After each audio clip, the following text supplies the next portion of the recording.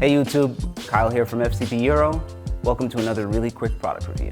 So what we have here is an OE ignition service kit for your 6.2 liter AMG cars.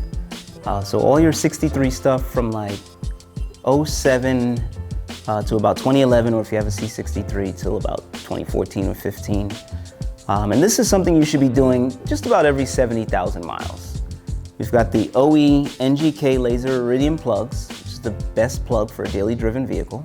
These spark plugs are also already pre-gapped.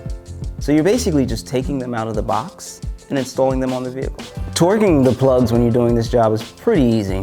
Once you feel the plug bottom out, you're just gonna go an additional 180 degrees, and that's gonna crush the washer that's on the plug and seal it perfectly to the head.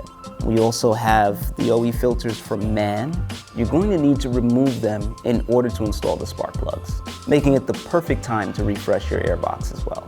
And Delphi Ignition Coils. The coils already come with the dielectric grease installed, so you don't need to install any additional grease.